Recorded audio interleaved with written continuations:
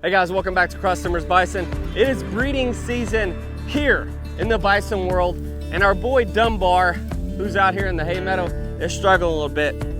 We're gonna try to help him out today.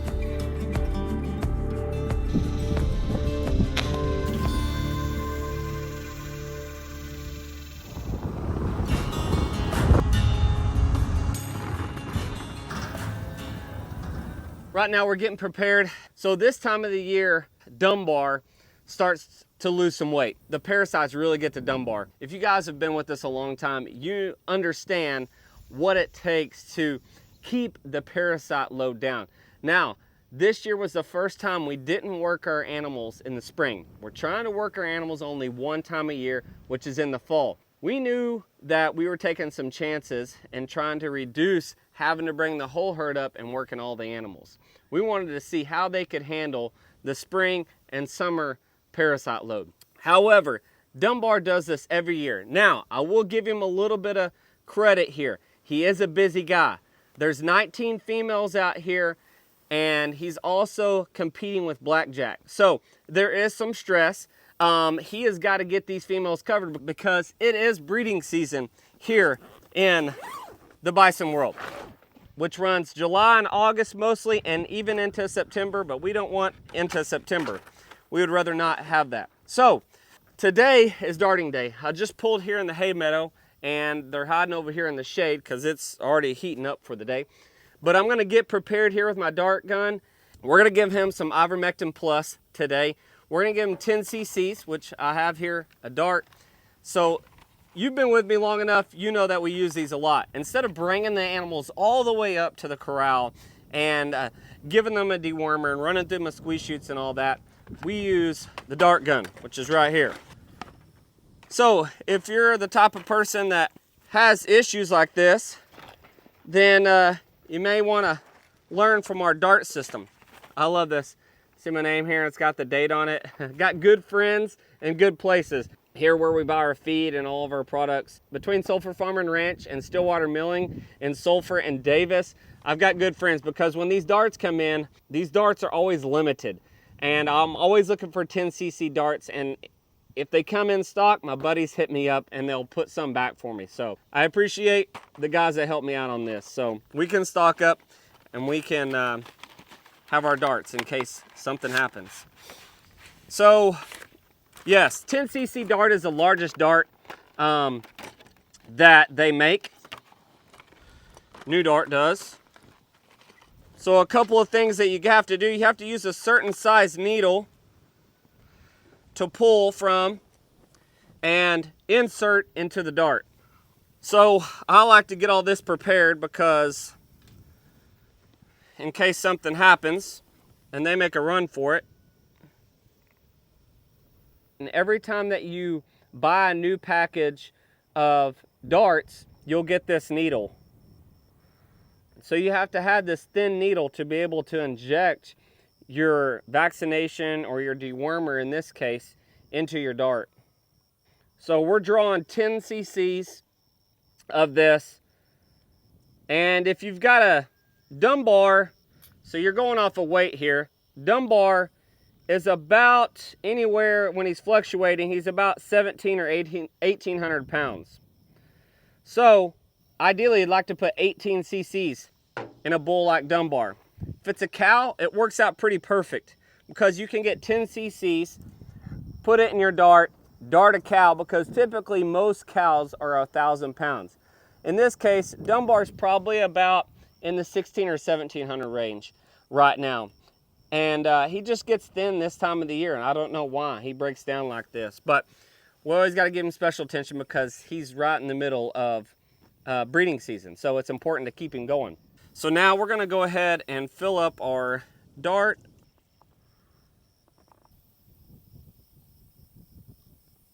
All right, so this is completely full. But today, there is one more cow, actually, that I'd like to dart. Almost forgot about her. We're gonna dart one more cow. I call her Quapaw. She's also been looking a little bit thin and looks like she's just has a parasite load. Now every place is different. Every state is different. Every ecosystem. across the country is different as far as what is in your parasites or what type of parasites you have. So what I may be giving my animals may not be the same for a bison rancher in Montana or Wyoming. So now we've got 2 darts, one for quapaw and one for Dunbar. All right, so now we're gonna go ahead and load our dart and get it ready.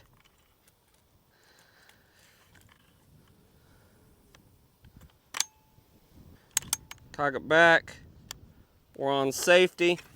So something I learned is, somebody made a comment one time on how many times you pump, and according to them, they said for every cc, that's a pump. So I was like, okay.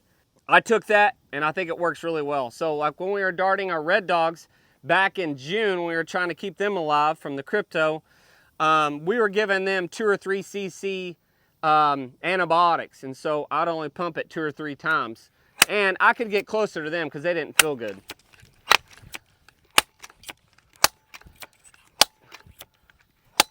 So our bison know that sound right there, and that's why I'm going ahead and getting this one ready. After I dart Dunbar, he's gonna run and stuff, but I've got to get the other one reloaded for this cow, and hopefully they don't dart off as well. All right, let's go see where these guys are. Put my gun in here.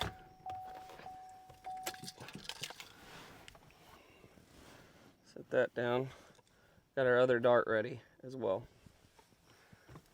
Let's go see if we can find our boy. Looks like they're right over there. Well, window's dirty. They're over here napping. There he is, I see him. There he is right there.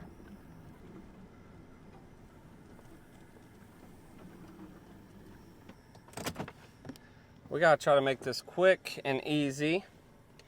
So let's see what we can do here, see what he's gonna give us. We've got to shoot him in the hip. The bell. She's just laying down eating grass. I love to see that. Look how tall that grass is out here.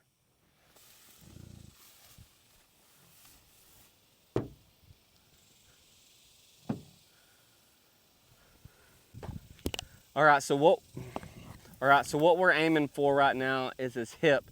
You can see there's no hair on that hip right now. It's that time of the year where they shed and it's hot, and so it's a flat area too. That's where we're aiming. If you look at the instructions on the actual package of the darts, they want you to shoot kind of right where the neck turns over into the shoulder area, kind of on him right here. But if you notice on a bull like Dumbar, we can't do that.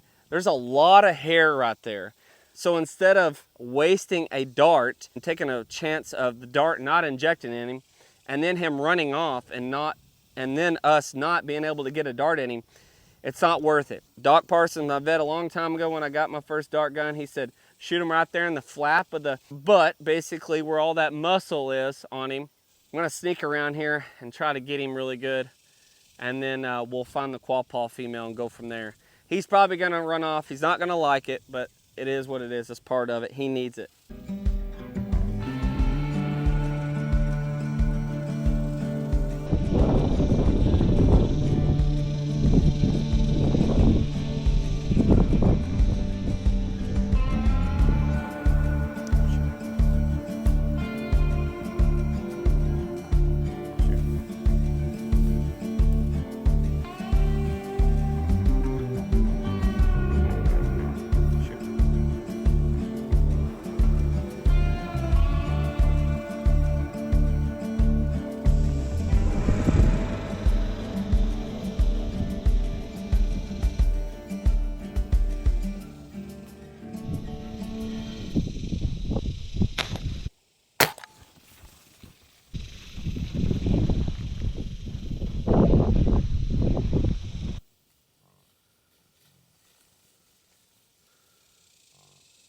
Pretty decent shot he gave me.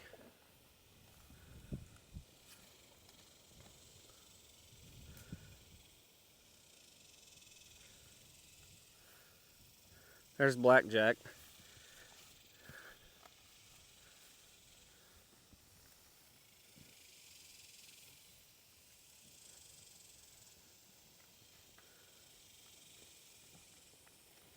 So right now, it should have already fully injected in him at this point. All those CCs. He's gonna try to knock it off, which I don't blame him.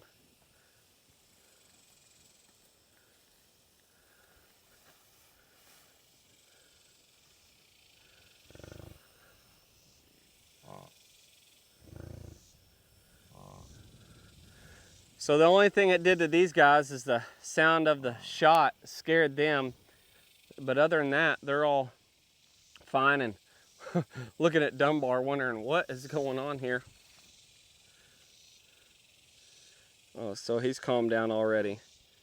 About a minute, he's back in chill mode. So, but all of our little red dogs, 5 remaining, are doing good. They're all healthy. There's Blackjack. So Blackjack is holding up, essentially. He hasn't kind of fallen apart yet, thin in his butt, but his flanks are not sucked in. He's still a little fleshy and healthy looking. So he's gonna go rub up on that female right there. He may be courting her, she may be in heat. Hopefully he's covering, or Dumbar's covering these cows. But so far, Blackjack's been holding up. Still looking pretty.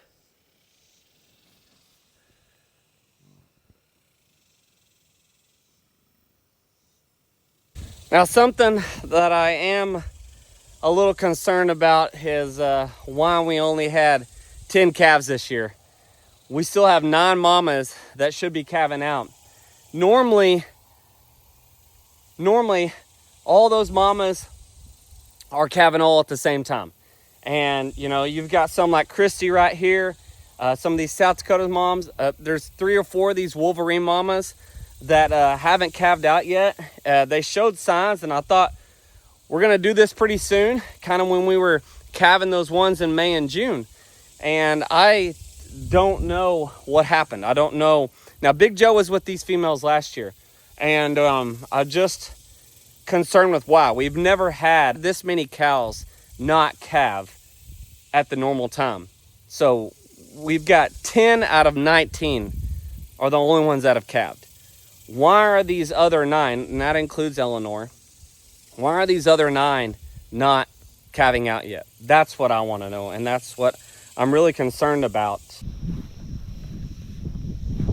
Paul's right here behind me and giving me a good shot, so I'm gonna go ahead and load this one for her. She had a calf in the winter last year. See, they hear that sound and they're moving. See, Kit and Paul heard that sound, they're moving. Somebody came over to check and see if I had cubes, but see right there, I started pumping that gun again, and Paw, the one I need to dart, took off a little bit because they know that sound, they're smart. She's been darted a couple times. She's one of those that kind of break down a little bit. But so I know when we talk about conception rate and calving, we in the past have preg checked our cows before. In the most recent years, we have not been preg checking.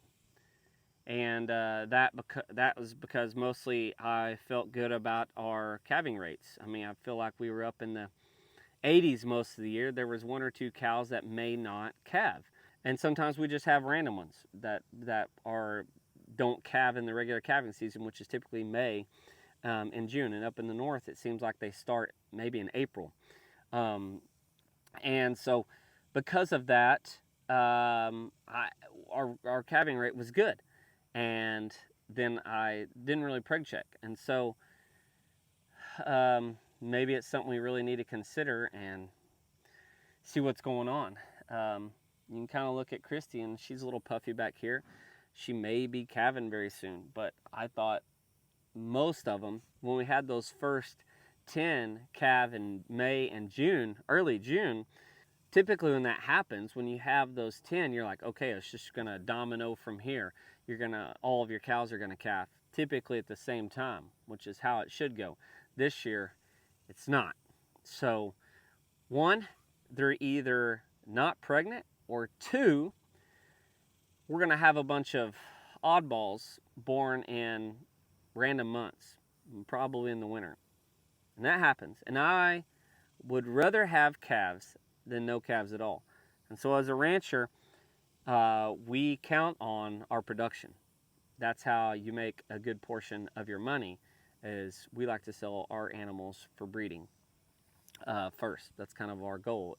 That's why we focus on the genetics, and that's why we want to spread what we do to others. And so as a business of raising bison, you count on your production, just like goats, sheep, pigs, and cattle, like any other rancher would do. So it looks like I'm gonna have to go over here and track Quapaw down, and I may have to be a quick shot on this situation. She's smart and she's sassy. She's one of my foundation females that I started with back in about 2019. It's one of the first cows I ever bought. She was a bred heifer at the time, and I got her from the Quapaw Nation up in northeastern Oklahoma. So we're gonna cruise around, and it looks like Dunbar still has that dart in him. But everybody's chilling in the shade here. Dunbar's over there. He's going to get him a drink of water. There's Kevin and his brother Keith. Because we don't have our water hooked up yet, we use Keith and Janie's water, which is super awesome, that my aunt and uncle are right here, and that water tank is sitting right there, so we get to use their rural water. But that's where Dunbar is. He's not happy with me, but we got to get something in him. All right, guys, I'm gonna go chase a cow real quick.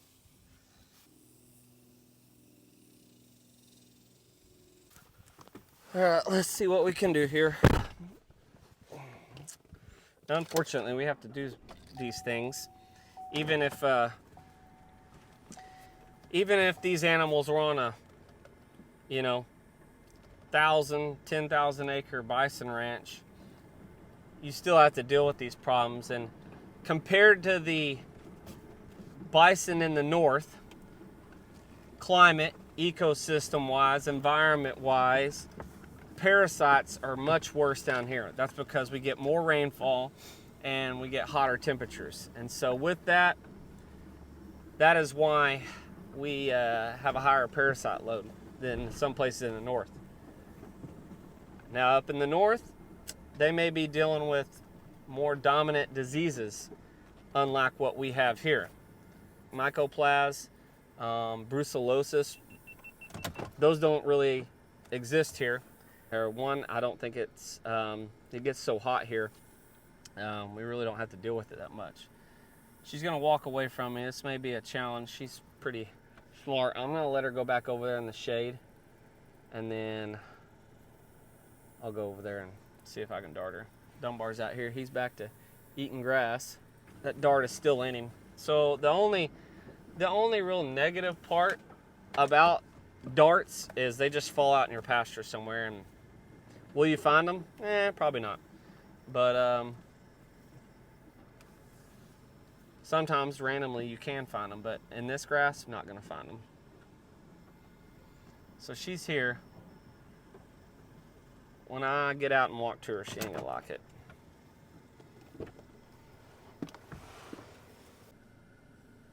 I know on camera she probably looks like she's close, but she's not. And she keeps walking away from me. I'm gonna have to make this quick.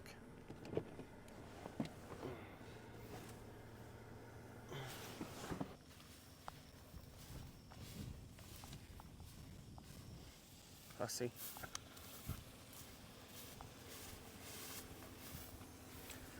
Not gonna give me much.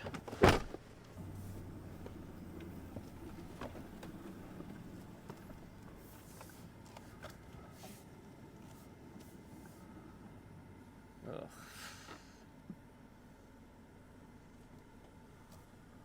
And now she's giving me the look.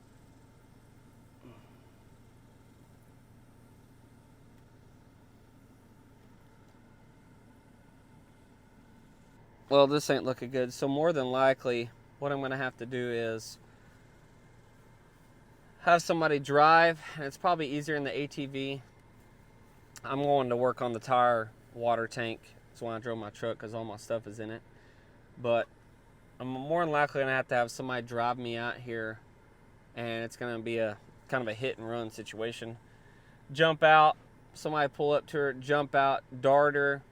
Because right now on a truck, if I'm driving, it's hard to do all that. Get out in time and do it, but if somebody's driving for me, and they can get it done.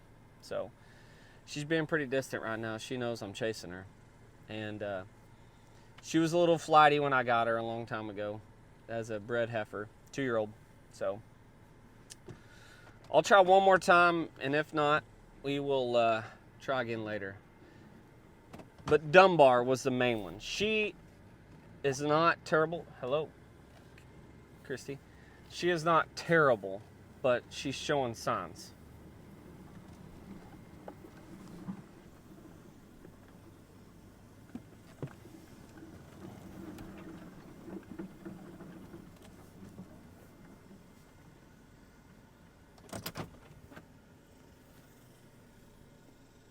Well, since I had such a hard time getting up close to the quapaw cow, I saw another cow that looked a little wormy, the Peter Cole cow, and so I went ahead and darted her since I had the opportunity.